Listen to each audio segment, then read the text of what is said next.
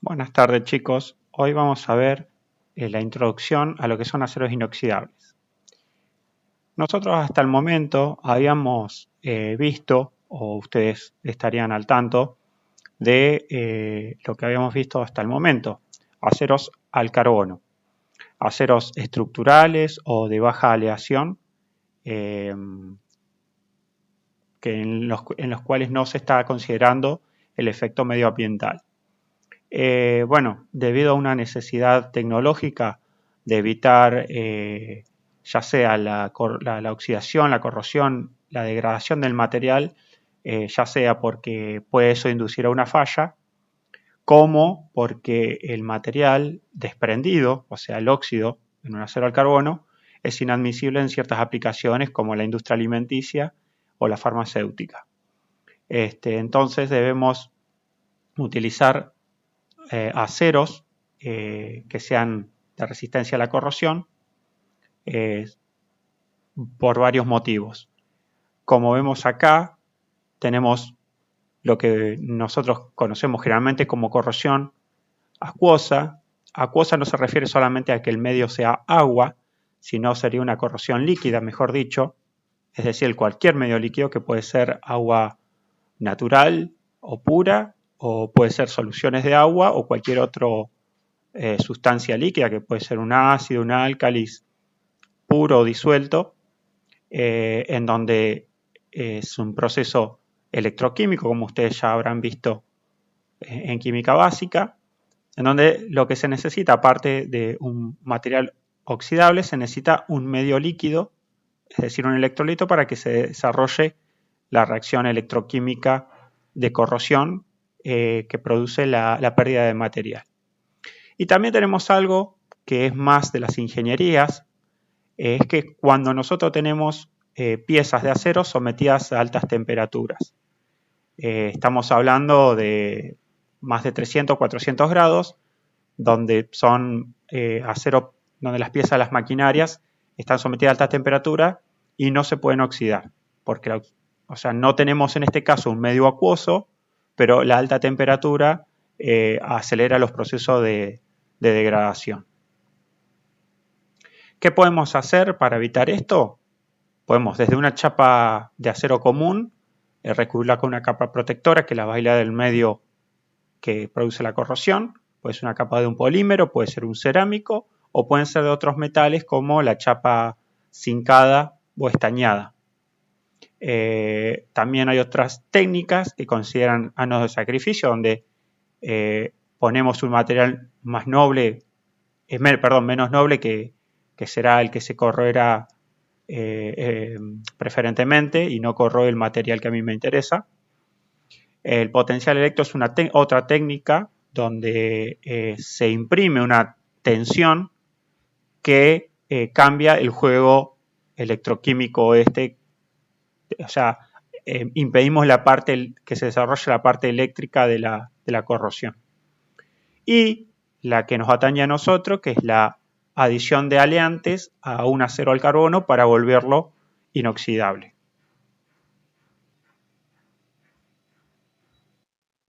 Bueno, como podemos ver en este gráfico, el principal componente o elemento aleante que lo hace tal a un acero es el cromo. Después vamos a ver que también el níquel, pero principalmente el cromo. Es decir, puede haber aceros inoxidables con cromo sin níquel, como es la serie 400, o cromo níquel, pero no níquel sin cromo. Las aleaciones de alto níquel se las considera resistentes a alta temperatura, pero para lo que son aceros considerados acero inoxidables, es el cromo. Fíjense acá en un simple gráfico cómo al aumentar el contenido de cromo, decae la corrosión. La corrosión se mide de 2 o 3 maneras. Una de ellas es la pérdida de peso en miligramos por decímetro cuadrado, es decir, una pérdida de masa por superficie de área expuesta. Fíjense acá en agua natural, en una semana, cómo decae la pérdida de material a medida que aumenta el contenido de cromo, llegando a prácticamente nula para un 10% de cromo. En un ambiente exterior, también expuesto 2 meses, también cae bruscamente por arriba del 10% de cromo. Y ya cuando utilizo ácido nítrico diluido en agua, que es un ambiente mucho más corrosivo, empezamos con valores altos de corrosión y después, a medida que aumentamos también el porcentaje, va decayendo, pero obviamente necesitamos mayores porcentajes de cromo porque es un medio bastante más agresivo. Ahora, ¿por qué se los llama inoxidables? No es porque no se oxiden, sino que justamente esa oxidación genera una capa protectora que protege al material, al metal en el metal base. Por ejemplo, en un acero al carbono, cuando es alcanzado por el oxígeno ambiental, forma óxidos de hierro, la magnetita, que es una película pasivante o protectora. Eso ocurre en las cañerías de calderas. Es una capa protectora que evita la corrosión.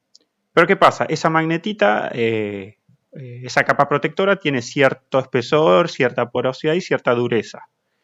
En los aceros al carbono esa capa es relativamente fácil de sacar y es porosa, por lo que la humedad y el oxígeno sigue penetrando y oxidando el material por debajo. En cambio, en los aceros inoxidables, el oxígeno reacciona con el cromo, generando un óxido de cromo que es primeramente transparente, por eso vemos no lo vemos como una capa de un color. Los aceros inoxidables tienen el color del metal. Bueno, este óxido de cromo es transparente y la capa es delgada, es muy compacta, no es porosa y es muy dura. Se banca el rayado bastante bien. ¿Y qué pasa cuando nosotros esta capa pasivante y protectora la rayamos o la mecanizamos adrede?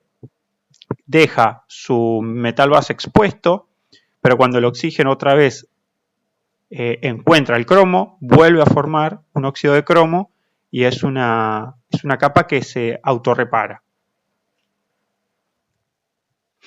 Para que tengan un poco de idea, más o menos en temas de años, no vamos a ahondar en la historia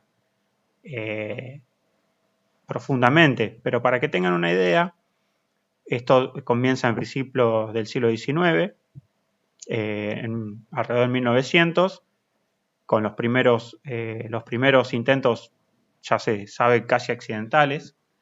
Si bien hubo metalurgistas como Strauss y Haynes, de hecho Haynes es un tipo de aleación para alta temperatura, la van a encontrar en la industria con ese nombre.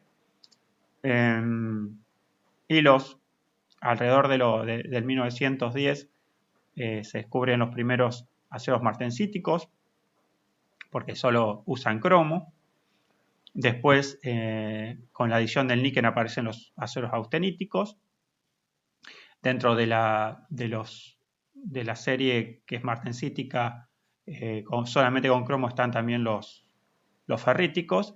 Y más sobre 1930 aparecen los aceros dúplex, que después vamos a ver qué particularidad tienen. Justamente hace una semana aproximadamente se salió un artículo científico donde se encontraron y se analizaron restos de, si mal no recuerdo, del siglo XIII en la zona de Medio Oriente, no sé si era bien en Siria, donde los metalurgistas encontraron aceros con cromo. Es decir que hace unas semanas se está reescribiendo la historia en cuanto a que parece que los primeros intentos de aceros inoxidables se produjeron ahí por el siglo XIII en Medio Oriente.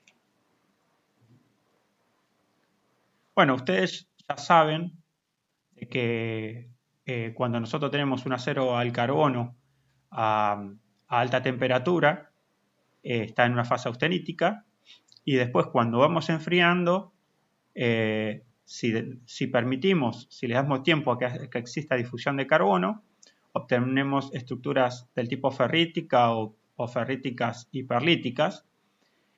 Y si no damos tiempo a que se produzca la difusión, es decir, con un enfriamiento brusco de la austenita, se produce una estructura denominada martensita o estructura martensítica, donde es una red cristalina severamente deformada, la cual queda con una energía de red muy alta, que le confiere una gran dureza, pero una alta fragilidad.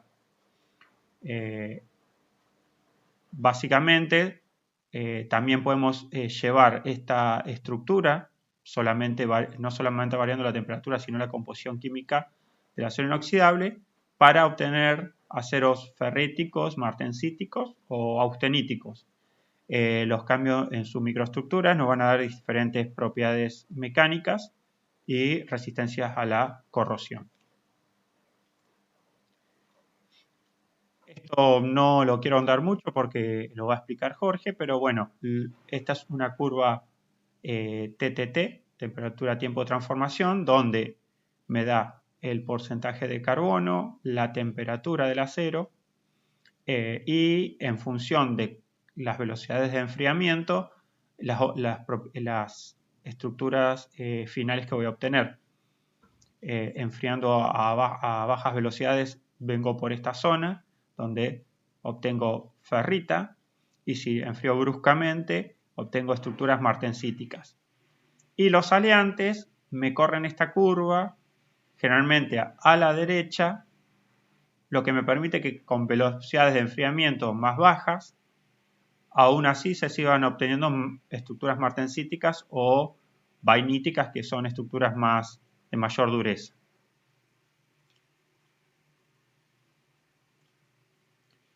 Como dijimos, un acero al carbono a donde le adhiero cromo, obtengo el primer acero inoxidable o básico. Entonces puedo pensarlo como un diagrama binario hierro-cromo, donde, como todo otro sistema binario, pueden observar las distintas fases a las distintas temperaturas y con los diferentes porcentajes de los elementos. Entonces, en todo diagrama binario podemos ver que dependiendo del porcentual de, en este caso, cromo, solamente binario, es decir, que si yo tengo un 45% cromo, voy a tener un 55% hierro. Entonces, en función del porcentaje de los dos elementos y la temperatura que me encuentro, vale para todo diagrama binario, tengo las fases presentes en estado líquido y sólido. Por ejemplo, por arriba de 1600, para porcentajes de hasta por debajo del 60% de cromo, estoy en estado líquido. Fíjense que si aumento la cantidad de cromo, esta temperatura de licuación va aumentando. Después, el rango alfa, es decir, que tengo la fase ferrita, en gran parte de contenido de cromo y a la mayoría de las temperaturas. Después tengo hierro gamma, que es austenita, también a altas temperaturas y a bajas concentraciones de cromo. Y después tengo otra fase que es una fase sigma, que es una fase particular que después la vamos a ver. Cuando agregamos, aparte de cromo, agregamos níquel como otro elemento para hacer inoxidable a un acero, ya no tenemos un diagrama binario como el de recién, sino tenemos un diagrama ternario. Lo tengo hierro, cromo, níquel. Fíjense que hierro arranca de 0 y llega a 90, aumenta para allá el hierro y disminuye el cromo o aumenta de manera inversa. Y fíjense que tengo este diagrama para 1000 Kelvin y tengo este diagrama para 300 Kelvin. Es decir, que hay un diagrama ternario para cada temperatura. Obviamente que si yo pudiera superponer para varias temperaturas, en vez de tener un gráfico ternario, tendría una superficie. Sería como un mapa topográfico de fases. Fíjense la diferencia.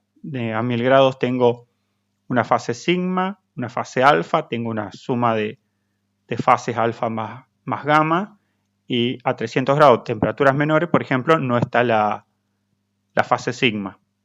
Eso es importante porque quiere decir que para el mismo acero, a una temperatura no tengo una fase sigma y a 1000 sí. ¿Por qué es importante? Pues si nosotros sabemos a qué temperatura trabaja un acero inoxidable, sabemos qué fases se van a estar presentes, entre ellas sigma, que es una fase desfavorable para los aceros inoxidables. O, por ejemplo, si tenemos una fase alfa y gamma, una es magnética y no, la otra no. Entonces podemos saber qué fase está presente a cada temperatura. Bueno, de manera muy general, tenemos así un dibujito de un árbol para graficar un poco la familia de aceros inoxidables. Muchas veces en la literatura lo van a encontrar como acero los SS o stainless steel. Bueno, nosotros partimos de un acero al carbono, que es básicamente una aleación hierro-carbono, y si solo le agregamos cromo, como dice acá, vamos a tener los aceros, los inoxidables martensíticos, ferríticos o superferríticos. Después vamos a ver la diferencia entre ellos. Y si le agregamos níquel, vamos a tener principalmente los austeníticos, los superausteníticos. Después ya el contenido de níquel, si sigue aumentando y disminuye el de hierro, ya técnicamente no es un acero porque el hierro pasa a ser minoritario, por eso se llaman aleaciones resistentes al calor o a la alta temperatura. Y también tenemos los aceros dúplex, que podemos ver porque son dúplex, que también tienen algo de níquel, pero menor cantidad que los austeníticos. Por eso se los pone acá al medio, porque están entre estos dos grandes grupos en cuanto a composición química. Y después tenemos otros elementos que después vamos a ver cómo afecta a cada uno de ellos, donde tengo molibdeno, titanio, niobio y nitrógeno. Bueno, acá está un poco la descripción de qué hace cada elemento de aleación.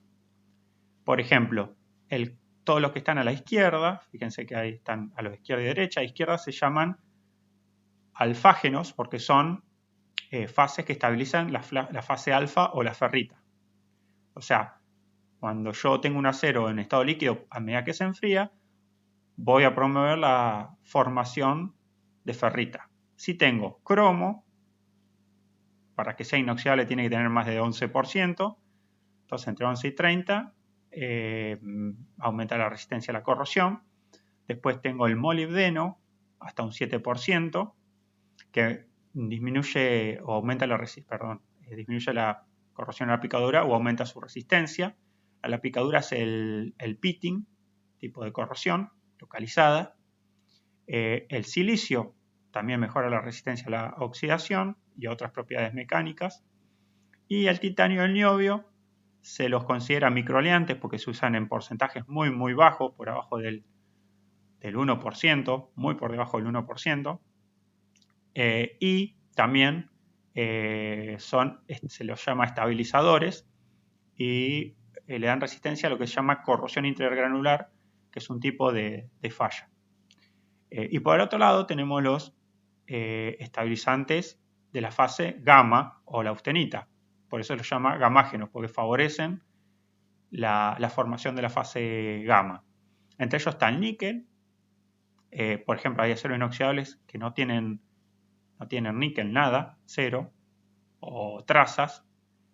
Bueno, y de ahí para arriba voy subiendo porcentaje de níquel y me favorece la estructura austenítica, que es la fase más resistente a la corrosión comparada con la ferrita y la martensita. El manganeso va desde cantidades del 1% hasta el 10%, porque después más del 10% ya son los conocidos aceros Hadfield o resistente al desgaste, que se usan mucho en la minería. Y bueno, el manganeso mejora la ductilidad en caliente, es un aleante deseable para las piezas que van a ser forjadas. También mejora la soldabilidad. Y después vamos a ver qué más. Y después también, el carbono, los aceros inoxidables, Generalmente se lo trata de tener muy bajo porcentaje. Después vamos a ver por qué se lo trata de mantener bajo. Y el nitrógeno que forma nitruros. No, o sea, es un elemento gaseoso, pero se combina para formar nitruros y aumentan la resistencia también de los aceros. Esto es para que tengan una idea de la existencia. Son diagramas llamados Schaeffler-Delong, donde ustedes van a ver el porcentaje de cromo de un acero y el porcentaje de níquel. Entonces, estas zonas de colores son las fases que ustedes van a encontrar dependiendo del porcentaje de cromo y níquel de una aleación. Por ejemplo, si tengo un acero con 26% de cromo pero no tiene nada de níquel, voy a estar en la zona rosa y corresponde a un acero ferrítico. Por el otro lado, si mantengo ese porcentaje aproximadamente 20, pero me voy con un 14 de níquel, ya ahí tengo un acero austenítico. Después, cuando ya el porcentaje de cromo es alto, pero el de níquel es intermedio, 4 o 6%, tengo lo que llaman aceros dúplex, que después vamos a ver qué particularidad tiene. Cuando el cromo es, fíjense que es chico, podemos tener las dos zonas, o martensítico o ferrítico, ya depende de la velocidad de enfriamiento del acero. Y tenemos una zona lila, acá que se dice pH. pH es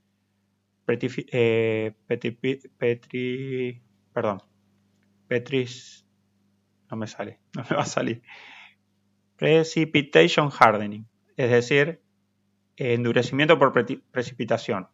Es decir, en estado sólido precipita una fase y bueno, esa fase en la red cristalina genera un aumento de la resistencia mecánica y del endurecimiento.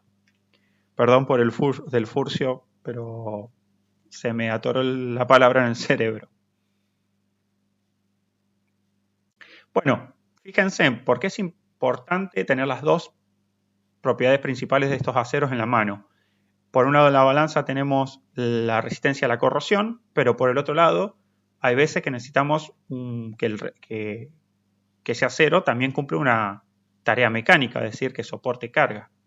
Entonces, obviamente, fíjense que los aceros martensíticos, ustedes saben que la martensita es una fase de alta dureza, los aceros martensíticos van a tener alta tensión de fluencia, pero fíjense que la deformación, el rango de deformación es bajo. Es decir, es resistente y duro, pero poco dúctil. Por el otro lado, siempre analicemos los extremos porque esto nos da una idea más visual de las diferencias. Bueno, en los austeníticos, la austenita es la fase menos resistente de un acero sin transformar, fíjense que la tensión de fluencia es bajísima, mucho menor que el dúplex y el ferrítico, pero tenemos unas deformaciones casi del 60%, es decir, un material que deforma plásticamente fácil, pero tiene una gran ductilidad.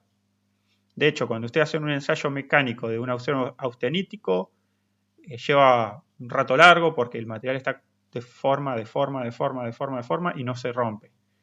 Y también son aceros difíciles de maquinar. Cuando ustedes tienen que mecanizar en torno o en fresa un acero inoxial austenítico, si ustedes le dicen a un tornero cuál es el peor material para mecanizar, seguramente les va a decir que un inoxial austenítico, porque esta ductilidad hace que le cueste generar viruta.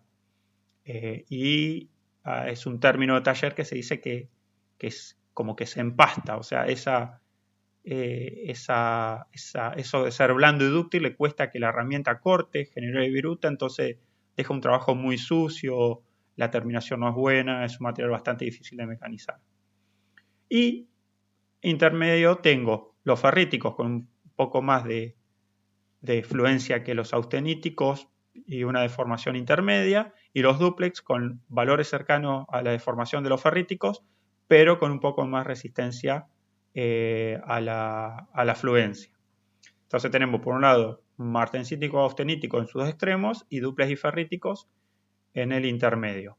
Esto es importante a la hora de que yo tenga que seleccionar un material, ver qué resistencia mecánica necesito. Bueno, como ustedes saben, otra de las propiedades importantes en una pieza puede ser la tenacidad. ¿Qué es la tenacidad? Es la energía que absorbo tras un impacto antes de la rotura. Bueno, ustedes conocen que esto se hace con un ensayo de Charpy a distintas temperaturas y acá podemos ver los joules absorbidos en el impacto, el rango de temperaturas, tenemos el punto donde se hace el cambio de la curvatura, que es la temperatura de transición, y van a ver que los martensíticos, si bien son los más duros y resistentes, a temperatura no menores a cero ya rompe con energías relativamente bajas. Y fíjense que los austeníticos, otra vez estamos en el lado opuesto, como dijimos que eran los más blandos y más dúctiles, fíjense que la energía es mucho más alta, andan alrededor de los 200, o sea, alrededor de 4 veces más que un martensítico, y fíjense que para temperatura de 100 bajo cero todavía mantiene la misma energía. Es decir que salvo después de los 100, 150 grados bajo cero, ahí empieza a caer la energía o la tenacidad. ¿Qué quiere decir? Que este austenítico es el material que se utiliza para uso criogénico. Es decir, que cuando ustedes necesitan hacer una pieza que va a trabajar con carga de impacto a muy baja temperatura, entre ellos los recipientes para nitrógeno líquido, bueno, se hacen de acero inoxidable austenítico, una fase que mantiene su tenacidad a baja temperatura. Acá vamos a ver un poquito estructuralmente. Los ferríticos a nivel estructura no difieren de un acero de bajo carbono, es decir, que yo miro al microscopio, lo que yo veo es una fase, los granos son granos de ferrita. Estos aceros contienen cromo solamente, no tienen níquel, cromo más de 12-13%, que es el porcentaje para considerarlo inoxidable, que encuentro principalmente una estructura de ferrita y algunos carburos, que los carburos por ahí son como puntitos o circulitos, a esos hay que analizar bien la imagen porque puede ser desde una impureza hasta un carburo. Pero bueno, los carburos se forman por el exceso de carbono que se combina con algún elemento aleante. Y no son endurecibles por tratamiento térmico, es decir, que cuando yo los fabrico, ya a medida que los enfrío, ya por la composición química que tienen, me favorece la formación de fase alfa o ferrita. Bueno, para seguir con el mismo tipo de acero y no ir cambiando de tipo de acero, seguimos hablando del mismo. Y bueno, este tipo de aceros tiene problemas a varias temperaturas. Si nosotros trabajamos con estos aceros por abajo de los 200 grados, que es una aplicación común, no va a haber ningún problema. El tema es que generalmente estos materiales se usan en tuberías para la industria, para plantas de proceso químico o para generación de vapor. Entonces están sometidas a temperaturas que pueden oscilar de 400 a casi 1000 grados. Entonces, ¿qué pasa? Esas temperaturas empiezan a desarrollar fenómenos en estado sólido. El crecimiento del grano. Hay un fenómeno que es la fragilización si trabajamos a esta temperatura. Otro tipo de fragilización por fase sigma. Fíjense que fase sigma está a una temperatura mucho mayor, por arriba de los 550 grados, es decir, tenemos una fragilización a esta temperatura por un tipo de proceso, otra fragilización por otra fase, que es la sigma, a una temperatura mayor, y lo que se llama sensibilización a altas temperaturas, que no hay que confundirlo con la fragilización. La sensibilización, ya vamos a ver levemente por arriba de los tres, pero sepan que son tres fenómenos que están en este rango de temperatura, que son tres fenómenos que producen una merma en la resistencia al material, pero son tres distintos. ¿Qué es la fase sigma? Bueno, se puede ver en una metalografía. Es un precipitado que se genera en este rango de temperatura, entre los 550 y los 900 grados. Se empieza a precipitar un intermetálico que es cromo-hierro, con la desventaja que tiene muy alta dureza y fragilidad. Entonces, cuando expongo un tubo de un material ferrítico a este rango de temperatura durante un periodo de tiempo, se me forma un precipitado. El precipitado se tiende a... Estoy buscando la imagen y no, está más adelante. Se tiende a alinear, entonces tengo un material ferrítico relativamente blando y en el medio tengo una estructura de fase sigma que es dura y frágil, entonces el material se fisura por ahí. Después dijimos que tengo el fenómeno de fragilización a 475 porque se forma otro tipo de precipitado a esta temperatura, es decir, unos aceros inoxidables y aleaciones de alta temperatura. En cada rango de temperatura se produce una cinética, una transformación en estado sólido distinta. Y cada temperatura da una fase distinta. Y bueno, generalmente esas fases cambian la microestructura y obviamente las propiedades mecánicas. Se forma, como dijimos, un precipitado rico en cromo. Cuando dice coherente quiere decir que se alinea. Y bueno, obviamente que ese precipitado me disminuye la resistencia de la matriz. Fíjense, este es el acero y cómo pierde resistencia con la existencia de precipitado en función del tiempo. O sea, siempre a mayor temperatura y a mayores tiempos, mayor generación de esta fase. Bueno, una posible solución es hacer un recocido por arriba de los 590 grados y un enfriamiento rápido. ¿Por qué? Porque el recocido a 590, ¿qué hace? Es disuelve. O sea, lo estoy llevando a una temperatura muy por arriba, a la deformación. Este precipitado se vuelve a disolver y cuando yo enfrío rápido, evito que vuelva a precipitar.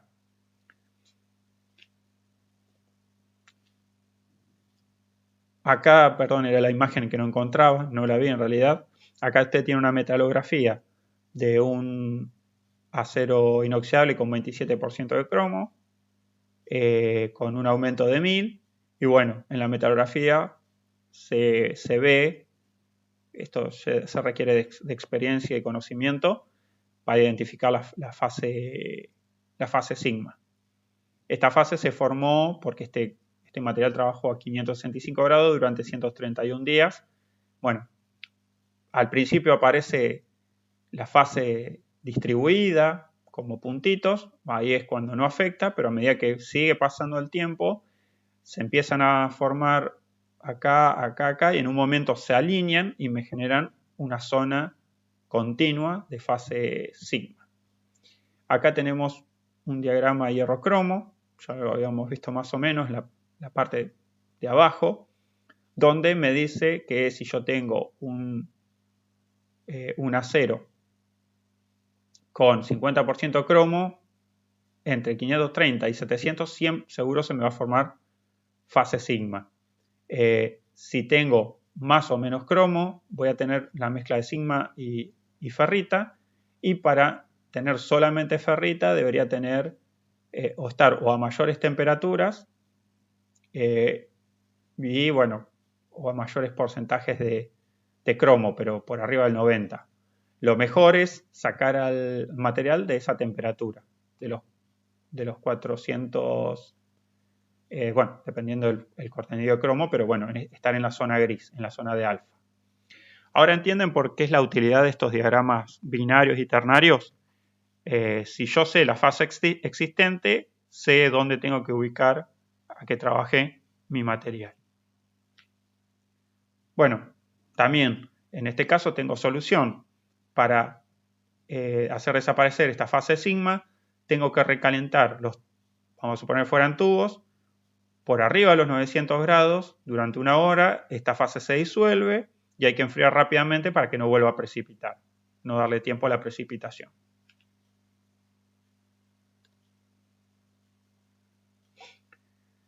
Bueno, y dijimos que había un tercer mecanismo que se llamaba sensibilización a alta temperatura, y esto se produce porque nosotros vamos a tener, esto es un diagrama de los granos de un acero inoxidable, donde tengo los granos.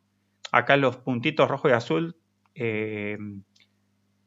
sería el carbono y el cromo que están homogéneamente distribuidos. ¿Y qué pasa? Cuando caliento en este rango de temperatura, 900 a 950, el cromo se va del borde de grano, se combina con el carbono, formando un carburo de cromo. ¿Y qué hace? Deja al borde sin cromo. Es todo un juego de cocina, una cocina química. A mí me conviene que el cromo esté distribuido en todo el material para que a todo el material lo vuelva inoxidable. Pero si en borde de grano yo pierdo el cromo, el borde de grano se vuelve oxidable. Entonces voy a tener lo que se llama corrosión intergranular o intercristalina. Si ustedes ven una metalografía, ven cómo los granos parecieran despegados unos del otro. ¿Por qué? Porque el medio corrosivo atacó el borde de grano y corroyó localmente. Es una corrosión localizada y que se da a nivel microscópico.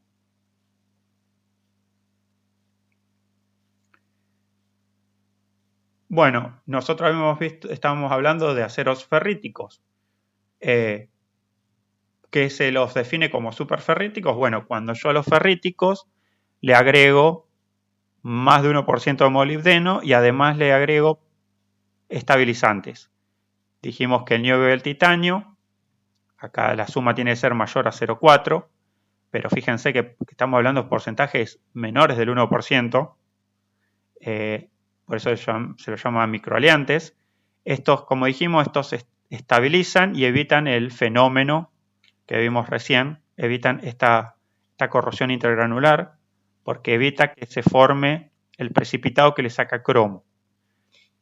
Entonces, por empezar, tiene que ser un acero con muy, muy bajo carbono, para evitar que este carbono se combine con el cromo y me lo quite. Y después, el niobio y titanio son estabilizadores que evitan esa corrosión. Por eso se los llama superferríticos, porque no es que son... O sea, si ya un acero ferrítico tiene fase de ferrita, no va a tener más ferrita, por llamarse super, sino porque es mejor que un ferrítico en cuanto a que es resistente a la sensibilización. Bueno, también estos aleantes mejoran la soldabilidad, tienen mayor resistencia tanto a la picadura por cloruros, lo que es el pitting o corrosión local, la stress corrosion cracking o corrosión bajo tensiones, que después vamos a ver, y esta adición de aleantes no la encarece de manera considerable. Acá se puede ver de manera comparativa cómo tenemos en amarillo un aluminio, en rojo un inoxidable austenítico 304L, L significa low, o sea, bajo carbono, en verde el 316L, también L de low, de bajo carbono, y después tenemos un superferrítico, un 29,4, fíjense, y acá tenemos cloruros en parte por millón, cómo va aumentando la cantidad de cloruros en el medio, y cómo va aumentando la pérdida de peso, o sea, cuán corroídos son estos 4 materiales y fíjense que tanto en aluminio como en el 304 son muy corroíbles con el aumento de los cloruros y sin embargo el superferrítico está planchado. Prácticamente no se corroe con el aumento de los cloruros.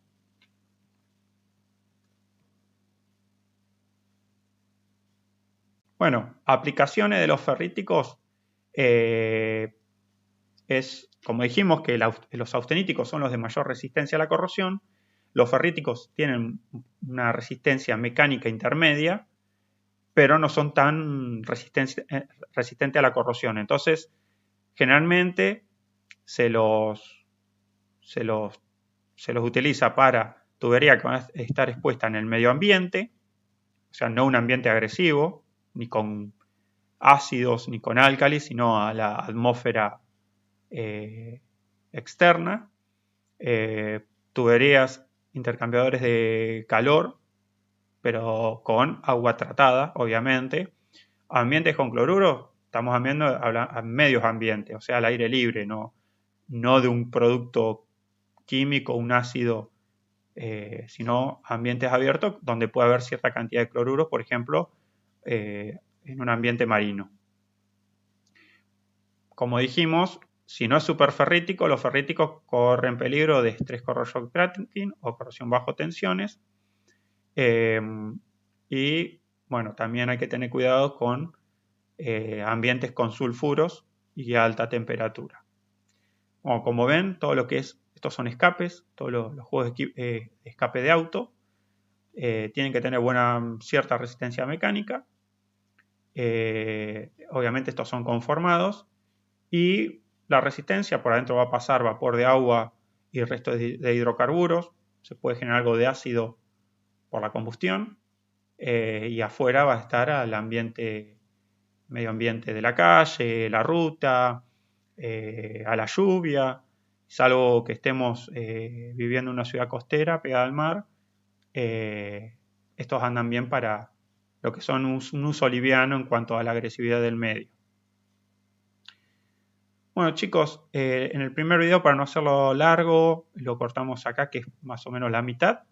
Después de este va a venir un segundo video con la otra mitad explicando el resto de los acero inoxidables. Así que nos vemos en el siguiente video.